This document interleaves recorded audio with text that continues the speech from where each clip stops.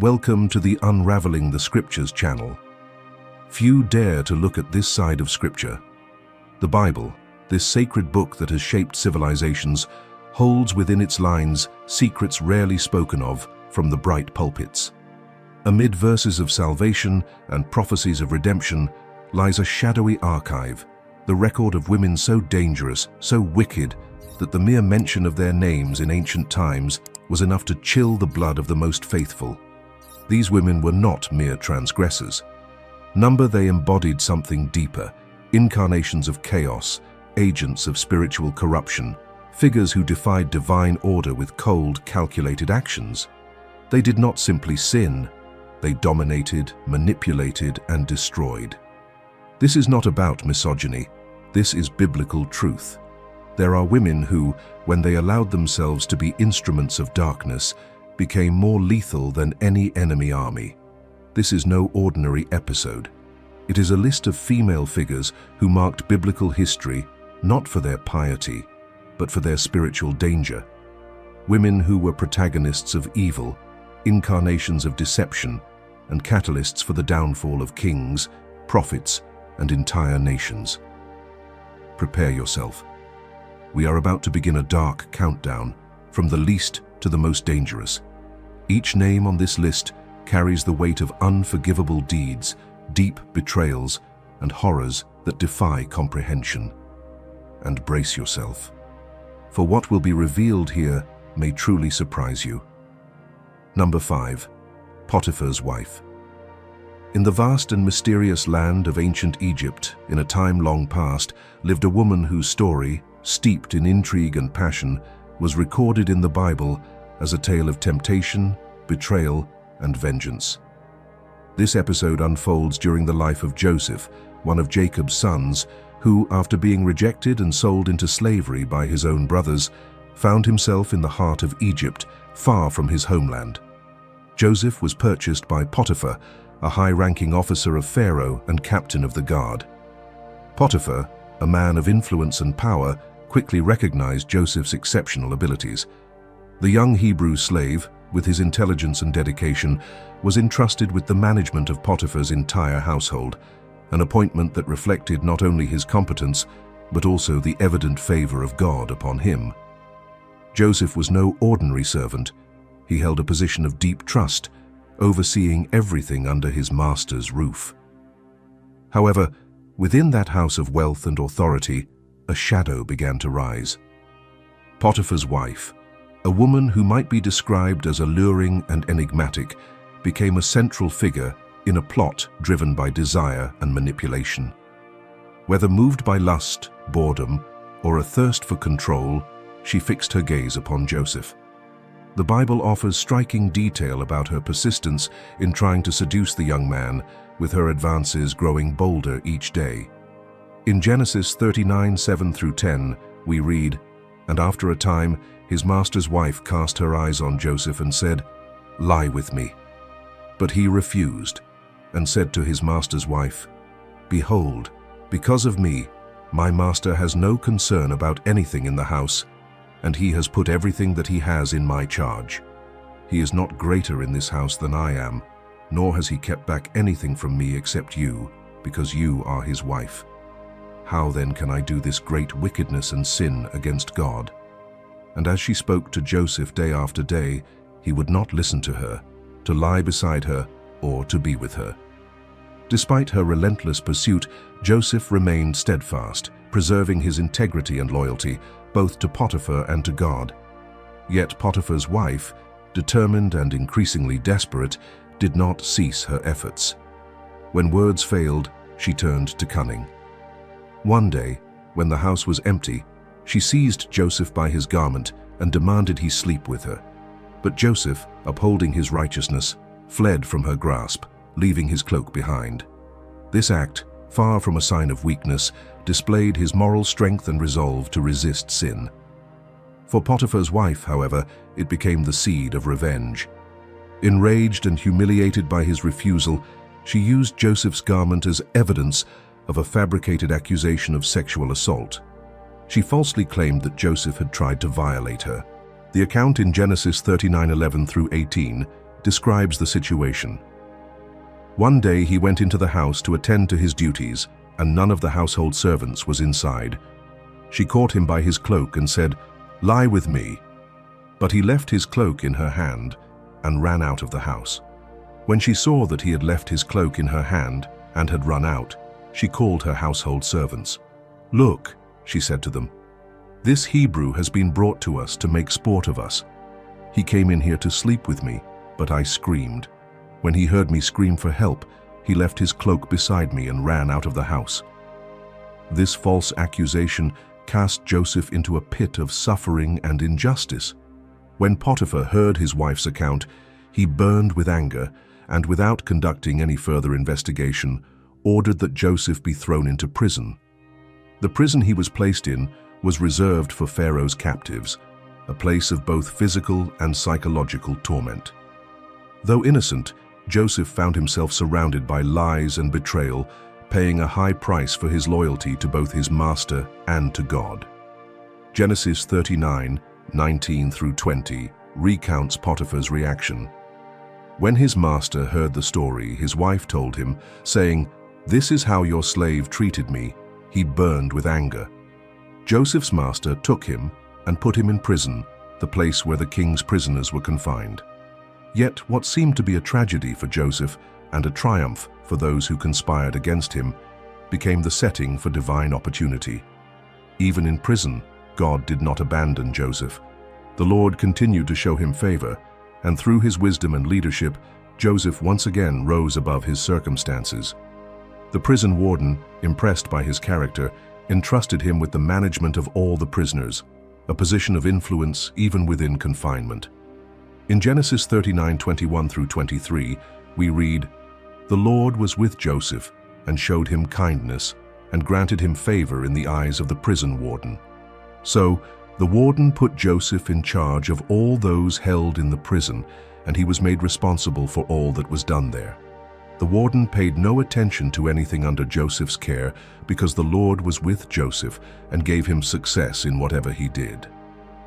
The prison, which at first glance appeared to be the end of Joseph's dreams, was actually a turning point in his life. There, he discovered a new mission, a new path to rise. His ability to interpret dreams brought him into contact with Pharaoh's chief cupbearer and chief baker, whose dreams Joseph, through divine insight, was able to interpret accurately. These interpretations eventually opened the door to his future ascent to power. Joseph would go on to become the second most powerful man in Egypt, tasked with organizing preparations for the coming famine that would devastate the region. He oversaw the collection and distribution of grain, saving not only Egypt but also his own family, who later came to Egypt seeking refuge during the crisis. Genesis 41 details his rise to power and how Joseph's steadfast faithfulness to God, even amid adversity, was rewarded beyond measure. Thus, the malicious actions of Potiphar's wife, unknowingly, set the stage for Joseph's greatness. She thought she had destroyed him. Instead, she propelled him toward his divine destiny. His story is living proof that God can transform even the most evil schemes and treacherous intentions into opportunities to fulfill his higher purposes. Sadly, the legacy of Potiphar's wife, marked by false accusation and manipulation, remains a cautionary tale to this day. Her story is a stark warning about the dangers of slander and the selfish pursuit of power. But Joseph's ultimate triumph, won through perseverance and unshakable faith, demonstrates the supremacy of God's plan over the schemes of man. Number 4. Delilah. Many people commit evil, but few revel in it and profit from it. Delilah was one of those rare exceptions. Her story unfolds during the turbulent era of the Judges, a time when Israel faced constant conflict with its neighbors, particularly the powerful Philistines. Delilah lived in the valley of Sorek, a strategically important region closely associated with the Philistines, who were fierce and relentless enemies of Israel. Although her exact age is not mentioned in the Bible, her actions and impact are unmistakable. Delilah was not a mere woman of the Philistine people. She was deeply entwined with the leaders of the Philistine nation, aligning herself with their goals and ambitions, especially those aimed at subduing Israel. And it was this alliance that made her a central figure in the downfall of Samson, one of Israel's most legendary judges, whose supernatural strength made him nearly invincible. The Philistine rulers, desperate to subdue Samson, realized that Delilah could be the key to uncovering the secret of his supernatural strength. So, they generously bribed her with a large sum of silver to seduce him and thus reveal the mystery that made Samson invincible. As narrated in the book of Judges, chapter 16, verse 5, Delilah, driven by greed, agreed to the treacherous plan. Delilah was not a woman of weak character, but rather a ruthless manipulator. She used every means to try to deceive Samson, pressuring him and persisting day after day to make him reveal the secret of his strength. Although Samson initially responded with false clues, Delilah did not give up.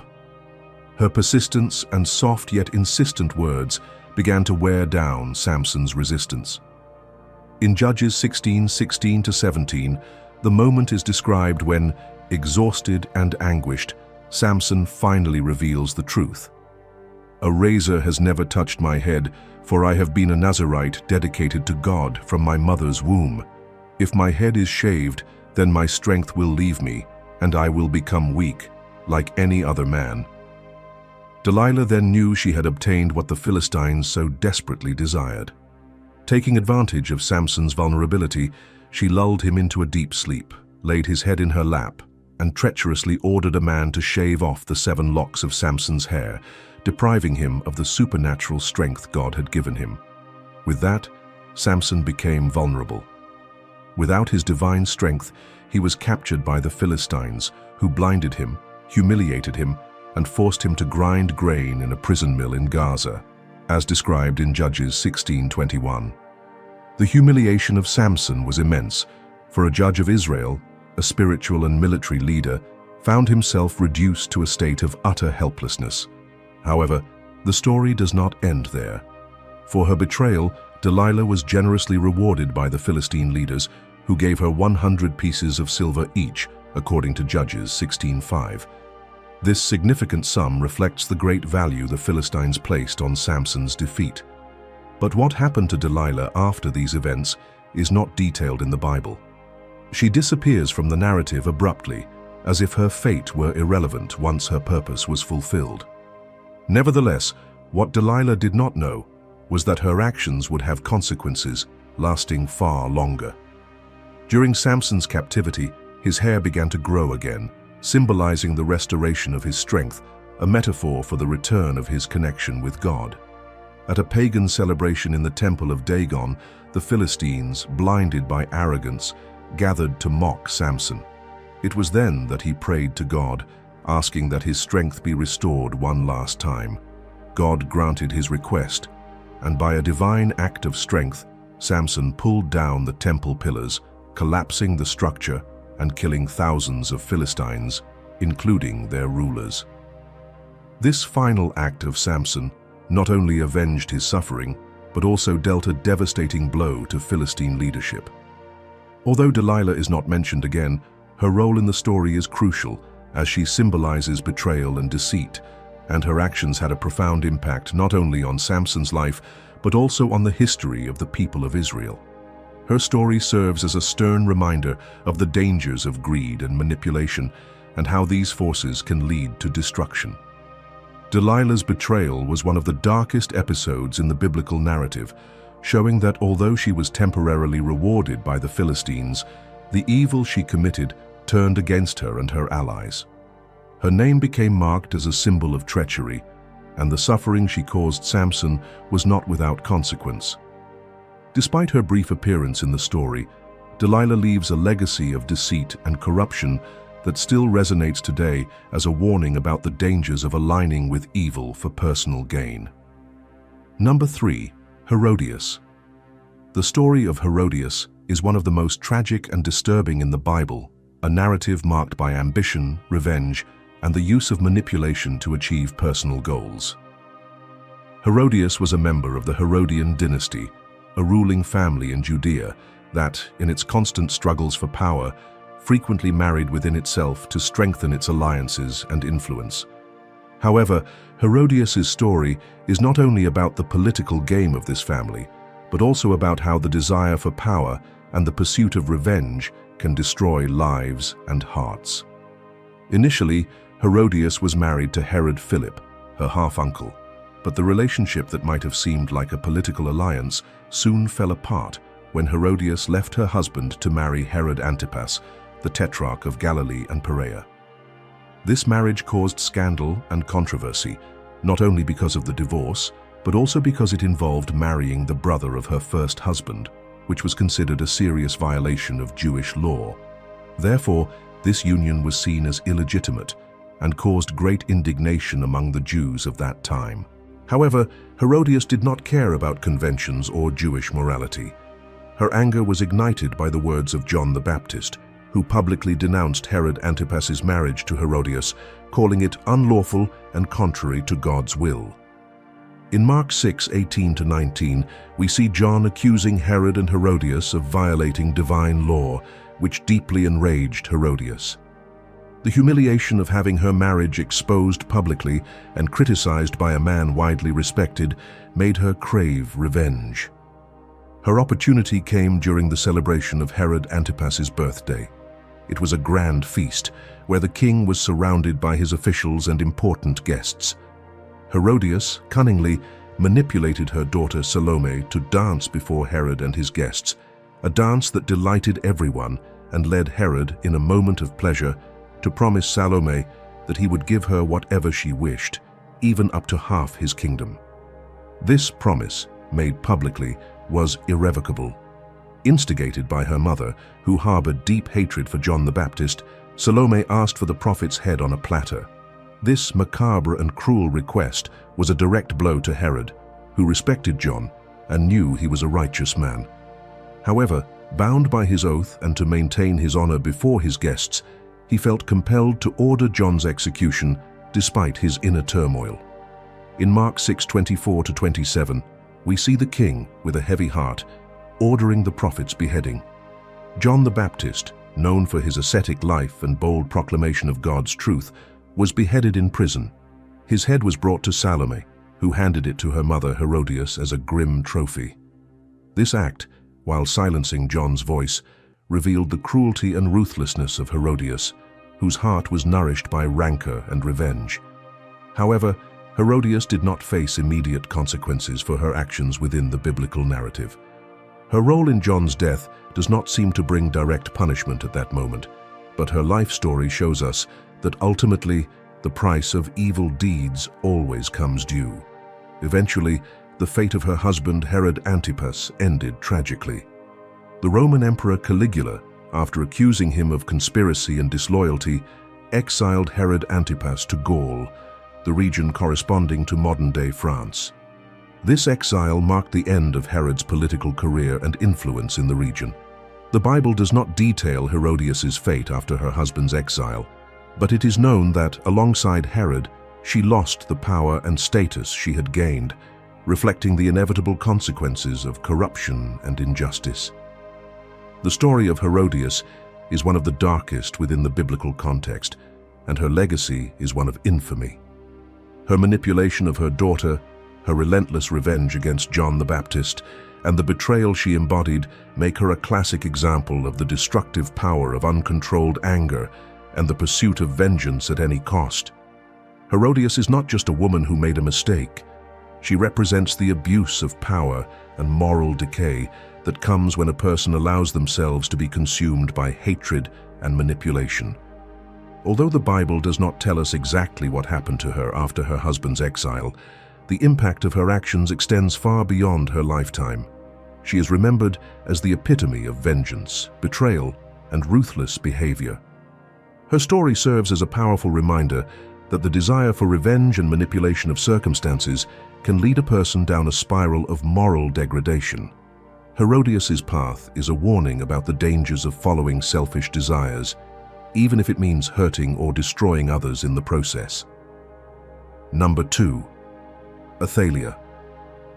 The story of Athalia is one of the darkest and most cruel in the Bible, filled with betrayal, massacres, and an unrelenting thirst for power.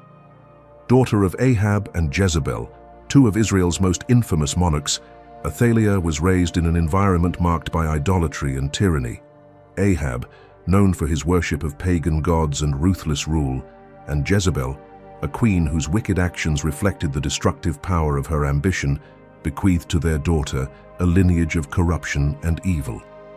Her marriage to Jehoram, king of Judah, represented a strategic alliance between the kingdoms of Israel and Judah, but also consolidated the influence of the Herodian dynasty and her own family in the region's political scene. However, Athalia's true nature was revealed after the death of her husband Jehoram and the ascent of her son Ahaziah to the throne of Judah. Although Ahaziah reigned for only a brief period, his premature death opened an even darker path for Athalia, who, in an act of pure ambition, sought to consolidate her power over Judah. Athalia's insatiable thirst for power manifested itself brutally and relentlessly when she made a horrific decision to eliminate all royal heirs who could threaten her rule. Athalia ordered a massacre of terrifying proportions. She did not hesitate to kill anyone of the royal lineage, including her own grandchildren, to ensure that no one could challenge her authority. This bloody slaughter spared not even members of her own family, and the Bible describes this terrible act in detail in 2 Kings 11, 1-3. When Athalia, the mother of Ahaziah, saw that her son was dead, she rose up and destroyed all the royal family.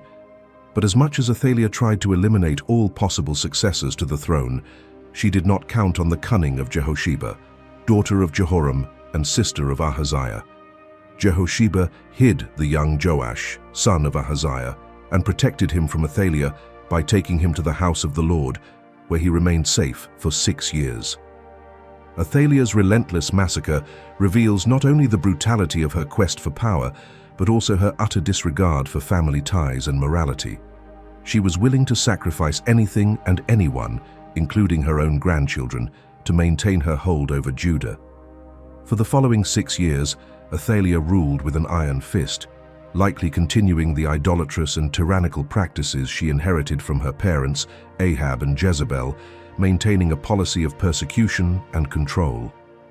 However, Athalia's reign of terror would not last forever. The people of Judah, tired of tyranny and idolatrous practices, began to rebel. It was in this context that the high priest Jehoiada, loyal to the true royal lineage, orchestrated a careful coup to overthrow Athalia and restore the legitimate leadership of the kingdom. With the support of military leaders and temple guards, Jehoiada meticulously planned the revolt. When Joash turned 7 years old, Jehoiada revealed to the people that he was the rightful king of Judah. The people, exhausted by Athalia's ruthless rule, rallied around Joash, and in an emotional and hopeful ceremony, they proclaimed him king. The moment was dramatic. When Athalia heard the sound of trumpets and the shouts of joy from the people, she entered the temple of the Lord only to find Joash, crowned and anointed as the legitimate king, standing before everyone. With a cry of despair, she tore her clothes and exclaimed, "Treason! Treason!" However, her attempt to reverse the situation was in vain. Jehoiada, the priest, gave clear orders that the army captains spare no one loyal to Athalia, and she was seized and taken out of the temple, where she was executed. 2 Kings 11:15-16 describes the end of her tyranny. Then they seized her, and she was led out through the horses' entrance to the king's house, where she was put to death. Athalia's death not only marked the end of her brutal reign, but also represented the end of her family's corrupt influence over Judah. With her death, the Davidic line was restored, and Joash, the rightful heir, took the throne, beginning a new era for the kingdom of Judah. Under Jehoiada's guidance, the people of Judah returned to worshipping the Lord, and Joash's reign symbolized a renewal of piety and justice in the kingdom. The life and actions of Athalia serve as a stern warning about the dangers of absolute power and the horrors of unchecked ambition. Her relentless pursuit of control led her to commit atrocities that affected her own family and her kingdom. Her tragic and brutal death illustrates that although power gained unjustly may last for a time, it is always fleeting before divine justice and morality.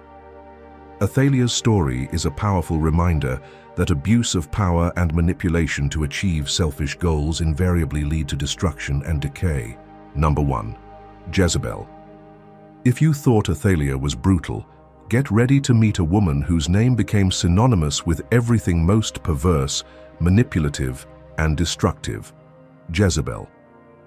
Among all the female figures mentioned in the Bible, perhaps none inspires as much fear and revulsion as this Phoenician queen who ruled Israel with an iron hand and relentless spirit. Daughter of Ethbaal, king of the Sidonians and priest of the goddess Astarte, Jezebel grew up in a deeply pagan culture where political power was intertwined with religious worship. From an early age, she was shaped amid rituals dedicated to Canaanite deities, learning to use her position to impose, control, and destroy. Her marriage to Ahab, king of Israel, was not a simple diplomatic arrangement. It was a pact of darkness that sealed the fate of a nation. By uniting with Ahab, Jezebel not only brought foreign cultural baggage, she brought a plan. Her objective was clear: to eradicate the worship of Yahweh, the God of Israel, and replace the monotheistic faith with a system of idolatry dedicated to Baal and Astarte. What followed was one of the darkest periods in Israel's spiritual history. Jezebel was not a decorative figure on the throne. She was active, determined, and used all the influence she had over the king to instigate a true spiritual revolution. Temples and altars dedicated to foreign gods were erected throughout the land, while prophets of Baal were directly supported by the palace.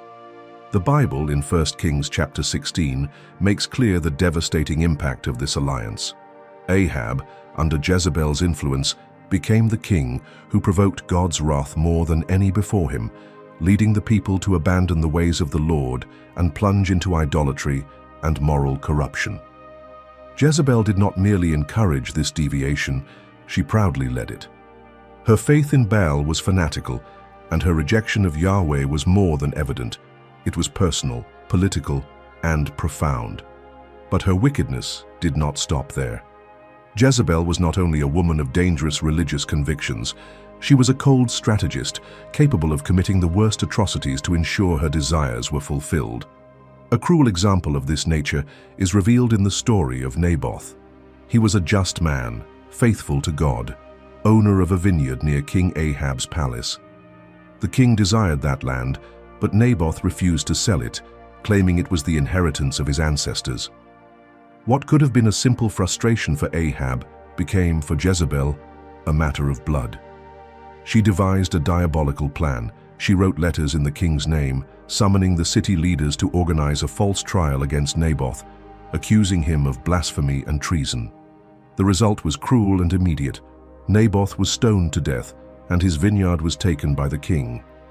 This episode, narrated in 1 Kings chapter 21, is one of the darkest passages in Scripture, revealing how far Jezebel was willing to go to satisfy her will and consolidate her family's power.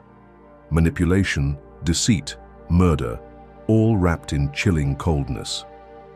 Jezebel killed an innocent man simply to satisfy her husband's whim, doing so deliberately, using the very structure of government and religion to legitimize the crime. But perhaps Jezebel's most feared aspect was her relentless persecution of God's prophets. After the famous confrontation between the prophet Elijah and the 450 prophets of Baal on Mount Carmel, an extraordinary event where fire came down from heaven consuming Elijah's sacrifice, proving to the people who the true God was, Jezebel showed no remorse. On the contrary, she was furious. She swore she would kill Elijah in retaliation, forcing the prophet to flee to preserve his life. Her threat was no bluff. Jezebel began a true spiritual hunt. Many prophets faithful to Yahweh were killed, and those who escaped had to hide. Obadiah, a God-fearing servant within the palace itself, risked his life to protect 100 prophets, hiding them in caves and sustaining them with bread and water. The atmosphere in Israel was one of fear, repression, and idolatry. Jezebel had turned the Promised Land into a field of persecution, where the truth was silenced and worship of the true God became clandestine. And still, she remained firm in her position, confident that nothing, neither men nor heaven, could bring her down. But divine justice neither delays nor fails. After Naboth's murder, Elijah received a word from the Lord. Jezebel would be judged. The prophecy was clear and terrifying. Dogs would devour her by the wall of Jezreel. There would be no mourning, no burial. The woman who caused so much suffering would have a tragic and humiliating end, fitting for her crimes. And that end did come. Years later, when the prophet Elisha anointed Jehu as the new king of Israel, his first mission was to exterminate Ahab's house. Jehu did not hesitate. He marched to Jezreel with the purpose of destroying that corrupt lineage. Jezebel, now elderly, did not back down from the threat. In a final act of pride, she fixed her hair, painted her eyes, and appeared at the window of her palace, mocking Jehu with sarcasm. But Jehu was not there to talk. He ordered his eunuchs to throw her out the window, and they obeyed. Jezebel fell, and her body was trampled by horses. Later, when they went to bury her, only her skull, feet, and hands were found. The dogs had eaten the rest, exactly as God had said through Elijah. This moment, described brutally in 2 Kings chapter 9, was not just the end of a queen, it was the symbol of divine judgment executed without fail.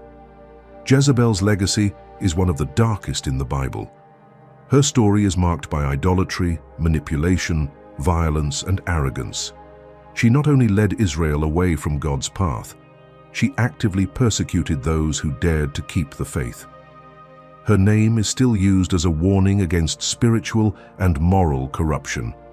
Jezebel represents everything that happens when power is used without limits, when the human heart turns away from truth and plunges into deception.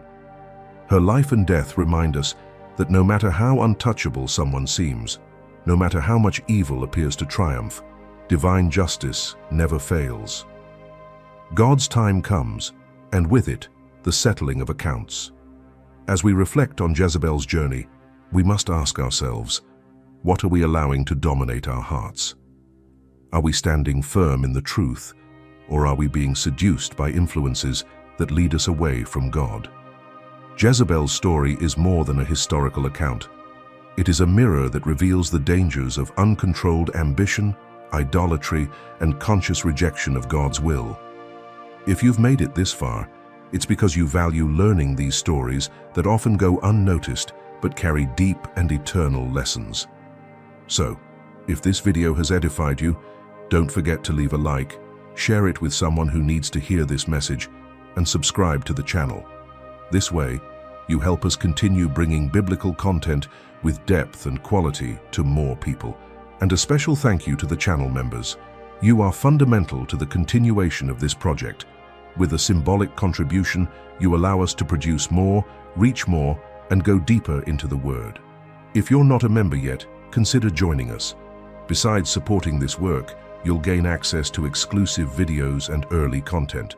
May God bless your life, and I'll see you soon.